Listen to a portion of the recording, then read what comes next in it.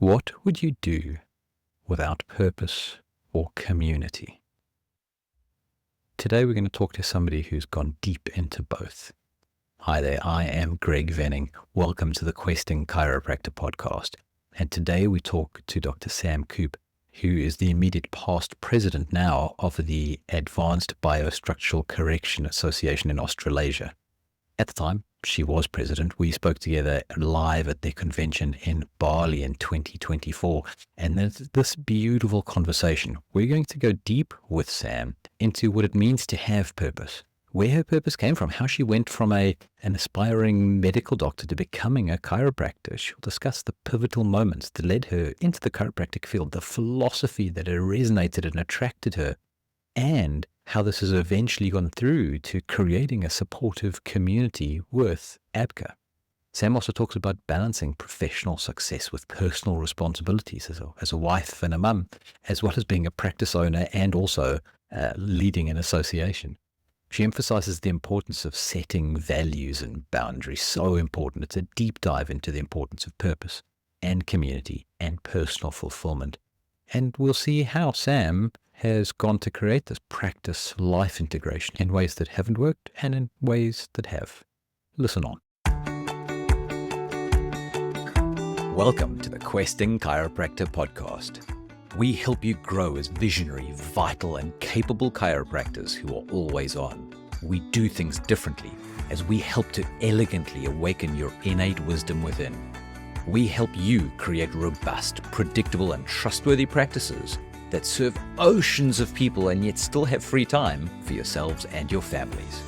We use neuroscience to deliver better business results so that you can get greater, deeper, and more effective impact in more ways. We are Questing Chiropractors, and this is our story. And welcome to the Questing Chiropractor. And I'm here with the amazing Dr. Sam Coupe, who is, when I say the word amazing, sometimes we use that a little bit too lightly, but for me, Sam is truly amazing.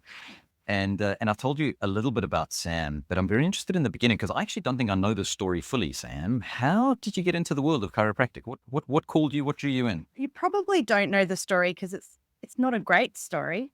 I always thought I wanted to be a medical doctor. So that was the plan.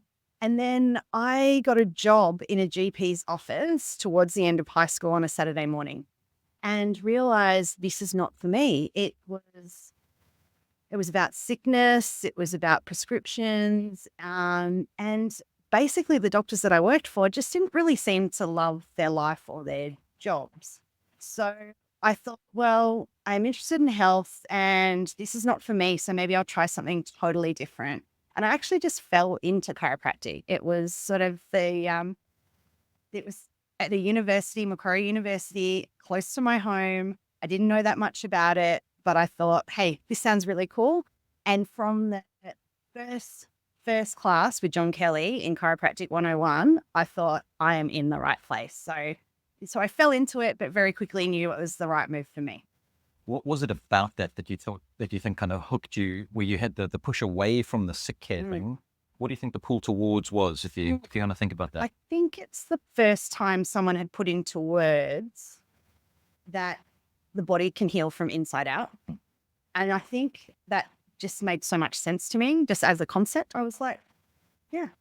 Of course it makes sense. So it was as simple as that, and an innate healing ability of the body was like, okay, yeah, I can get on board with that. I understand that. Sounds better than what I was seeing go on, elsewhere. So why not? Yeah. So you fall into it from there. Yeah. Now we're recording this. You can't see it on camera, but around us is lush Balinese, paradise, Yep. really? Resort paradise, but paradise nonetheless. And we're here because of Advanced Biostructural Correction Australasia and this convention you put on. This is the 9th anniversary or the 9th year that you've been running convention. 2015 was the first one. Yes. 2024 now. 9th year, our fifth convention. Yep. Yeah, every 2 years we do them. Yep. And it's back to Bali, and I was fortunate enough to be at the first one as well, and back to this one. Now, this thing you've done with ABCA is phenomenal in that you've built a community around a chiropractic technique or technique that's used by chiropractors that was not really well received when you first went back to Australia after you'd learned it in Scotland. Yep. But you've managed to create this community of over 100 chiropractors who are a proper community. They have a sense of identity around it. Not everybody is all the way in it, but Yep. you have a spectrum of people where there's a common enough understanding that anybody who's in it kind of understands what's about. And there's no judgment on the people who are on the fringe or on the outside. Yep. And that is phenomenal in the world of chiropractic. We tend to kind of have this exclusive either or thing. Yeah. What's your magic sauce? It's funny you use that word because very early on, ABCA was created to be inclusive and not exclusive. Yeah. And that's probably one of the values that we live by is that, we're here for everyone and wherever they're at. We have people at this convention this weekend that are chiropractors that don't do ABC now, because they wanted to come and join the fun and join the community and they don't even do the technique, which crazy to That's think awesome about on its that. own. Yeah. But I think it was just that sense of I felt like I wanted a tribe and a community, and enough of us had experienced that overseas. And that was just really by luck being, young new graduate chiropractors in Scotland. And there was a group of us, and anyone knows when they're, an expat or they're in a foreign country, you just sort of gravitate to the people you know and what you know. And that happened with us in chiropractic, but that formed a community, a little bit out of necessity. And, I felt alive in that community. I felt supported in that community. I had a lot of fun in that community. And so when I got back to Australia, I didn't want to give that up. And so I guess the best way to not give that up was to create a community. And that's something that a lot of our listeners, a lot of chiropractors out there, they do feel lonely, especially if you practice on your own. Yep. It can get really lonely really, really quickly. Yeah. And we can get really stuck in circles of not useful behavior that then lead to not great results, and we get further away from success. And then we sometimes lose that passion and enjoyment for what it is we do. Yeah. So creating that closeness, and it's almost like that the body heals itself, kind of a vitalistic paradigm. Right. This idea of being inclusive, not exclusive, follows along the same lines. Exactly. Yeah.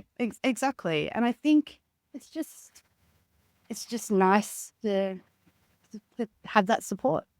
I like when we get to the highest levels of these things, like why do we do it? Why do we do it? Like when you get to the highest level of why, it's just like, it just feels good. Feels good. It's nothing else other than. Feels good. But so you are president of ABCA. You have been for a while. Yep. You're part of the founding party of ABCA as well when it first started way back when. But that is secondary to you being in practice, in successful practice, Yep. and being mum, Yep. wife, woman Yep. in the world. Yep. So I guess like priority is really, really tricky on that one because at different times, different things are going to be priorities, and they have to shift. Absolutely.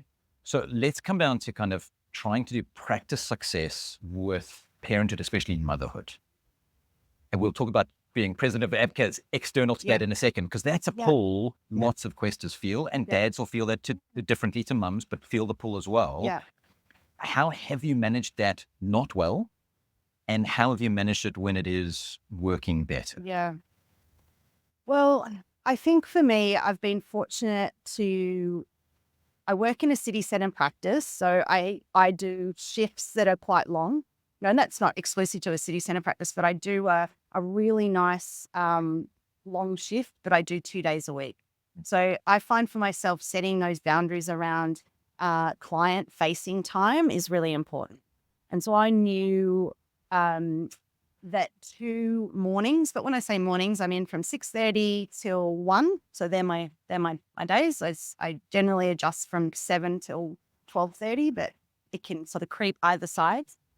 I know that my energy stays high. I'm there fully focused, ready to serve for those 2 set mornings a week. And that's a really great balance for me. It means that the mornings I go early, my husband, Ben, can take the kids to school, but then on my days off, then I can be there to take the kids to school. I can be there to pick them up because I don't work nights. Again, it's fortunate in the city centre that I find that nights aren't a big thing. Yeah. But it's just setting those times that work around life where I can be truly present with work, but also allow that time to be truly present at home. And it sounds like you and Ben have set that up really intentionally, lots of conversations, lots of balancing Yeah. around the what are the values, what are the priorities for you? Would Yeah. that be fair to say? So Yes. like set the values Yep. and then create the boundaries around those values? Yes. That sounds so simple, doesn't it? Yeah, sounds simple. It isn't that simple, but there has to be compromise. I think it'd be nice to think that you could do it all, and I think you can do it all, but you just can't do it all at once. It's like there has to be some give and take. There's ebbs and flows of energy, and I think it's just recognizing what serves you, what serves your energy, and when you can be truly present and give your all to something. How long can you do that for? How can you do that? How can you feel supported doing that? And then just making those sort of boundaries around it, maybe, I Yep. think. Yeah. And you asked that question of does it serve you? And so you Yeah. and I first got exposed to Mark and Quest back in those Glasgow days when we were there. And that was a question that I always used to think in the terms of right, wrong, like moralistic, good, bad. Yeah. And he was one of the first voices of reason that I heard. Well, just said, well, like, let's leave that for a second and Yeah. just ask, like, does this serve you? Yes. Yeah. It is a very kind of Marxism Quester kind of approach. Yeah, it is. It is. And I think that, I talk about it in school holidays a lot particularly with clients, and the guilt in school holidays is really high. So it's almost like when kids are on holidays, but you're still trying to work a normal work life. And then that's true for all mums, whether you're chiropractors or whatever you do. And so the kids think you're on holidays, you're still trying to push ahead with normal life. And really you just feel like the sense of guilt because you feel like you can't give enough to either one of those things. You're half-assing it at work and you're half-assing it at home. And you feel bad about it. And I think that's just normal. It's recognizing that, there are seasons of that. And, sometimes you can make better decisions and avoid it. But sometimes you just have to be okay with knowing, this is a juggling act, and juggling can sometimes feel, a bit icky. It's that age-old thing of balance is bullshit. Yeah. Because even if you're riding a bicycle, you're constantly off balance coming in. And when you're juggling, every ball is constantly in there. No one is getting all of your attention. Exactly. Yeah. Exactly. And so that's where it's so powerful to come back to those clear values, priorities, and create those boundaries. And it's not that they are immovable. They need to change with school holidays. They need to change with this. Somebody's ill, and whether that's a child that's ill or one of the kids you look up the practice called Ben and Richard. Yes. Yep. Yeah. Okay. Yeah. So now let's add in this idea that you move back to Australia. Yep. And there's this sense of community you feel you lack that you want to recreate for yourself and for others. Yep. So you become part of a founding member of a board of a group. Yep. And then over time you take that over as president. Yep. How does that work? I don't know how that works. I left you on a really big question. How did you eke into that? Was it a slow kind of step-by-step process or was it a jump in? That's a good question. It's funny because they made me I was the only female founding member. So of course I became the secretary, which sort of just makes me feel a bit like, it's funny, isn't it? It's like, oh, Sam's here. She's making the notes. She's the organized one. She's the only female. She'll be the secretary. But I just didn't feel like that was my place in ABCA. And I guess I was just driven to make it something bigger than it was. And so in those early days, it was just a lot of hard work and a lot of teamwork, but a lot of hard work. And I showed up and did the work. And I think because I was prepared to do that, it was just a natural transition into starting to become a leader. It was a bit of a lead by example. So even though I wasn't the president, in the beginning, I was doing a lot of the roles on that board. I think I was the treasurer as well. I was the treasurer and I was the secretary, and I was juggling a lot. But I was just determined to make it work. And out of that determination, I got to step into a place of leadership that I hadn't done before. And I thought I did pretty well at it, and others obviously did too, because they just keep voting me back in. So, and it's been great. I've grown with it. I've grown with the growth. So I've certainly seen huge growth in you. Yeah. And so being on the board of ABC in Europe, we often look to you, and not just ABCA, but like we have this question of like, what would Sam do? That was perfect. So we look up to that because you have become, and I know role models are often overused and nobody wants to be the role model, but what we see from the outside is something that we do want to And we do see usefulness in portraying, not to copy, but to see just where would that go? Okay, great. Where do we frame our idea around that? So your role modeling for lots of other people is massively appreciated, and it's powerful. And it must be humbling to go home and have little boys that don't appreciate all the other grandeur that you do and just need you to do the housework stuff.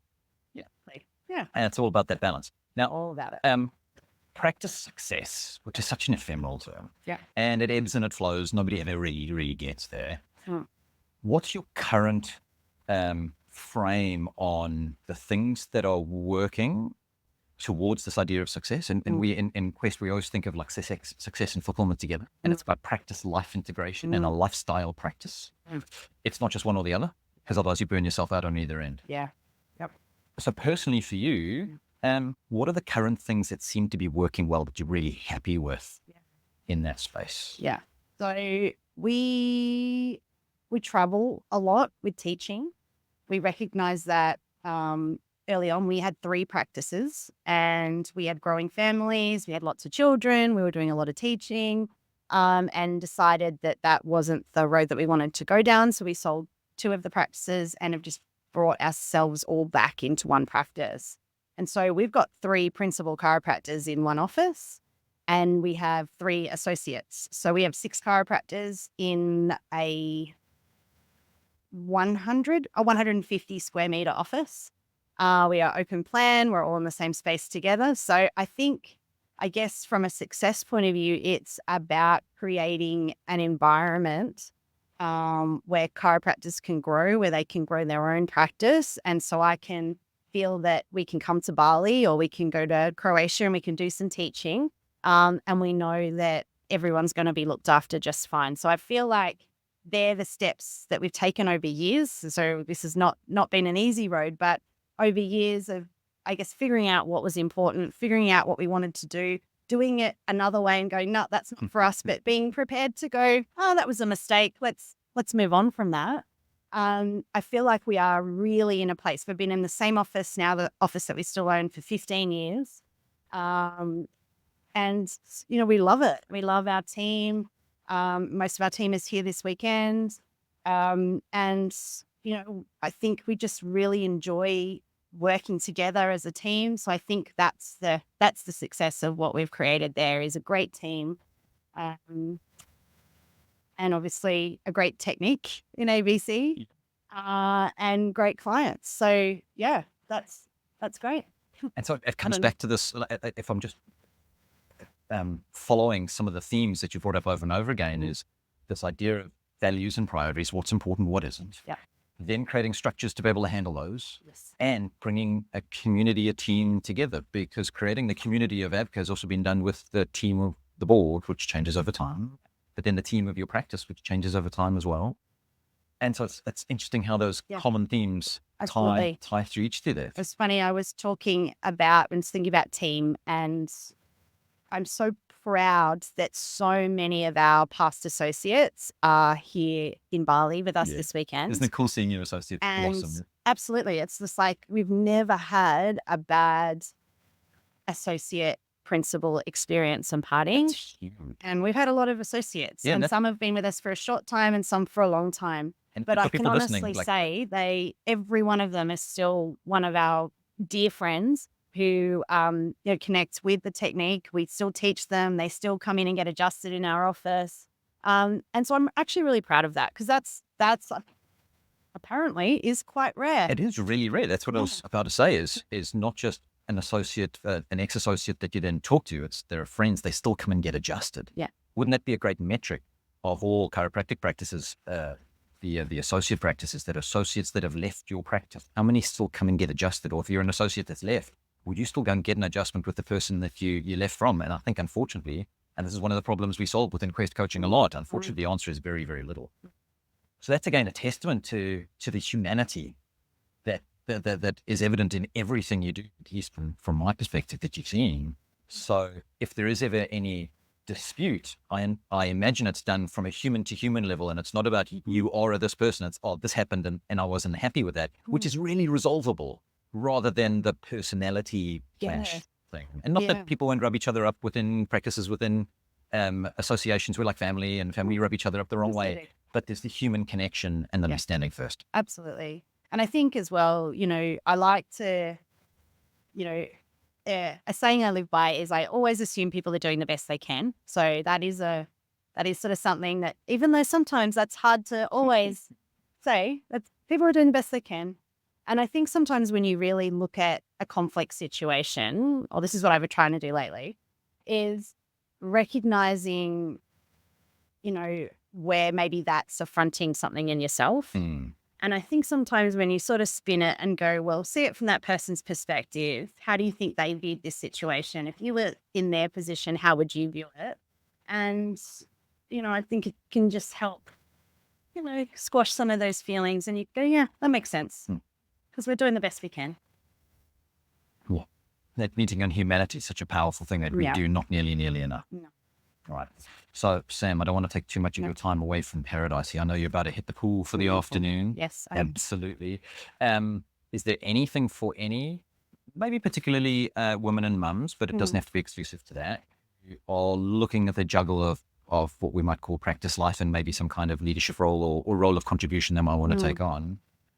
Where would you nudge them? What would you nudge them towards? Well, it just comes back to purpose and values, really. It comes back to what really, truly matters to you. Throw away the shoulds, throw away the guilt, comparing yourself to others, all those things, and just go, what are the things that truly make me happy, that truly make my heart sing, give me joy, and just put your all into those things, because there are a select few things, but if they bring you joy, if you love doing them, then you'll find the energy for those things. And then, saying no is probably the biggest lesson. Saying no to the things that don't serve you will open up that space for the things that do. Powerful. That is beautiful. Thank you so much for your time. Very welcome.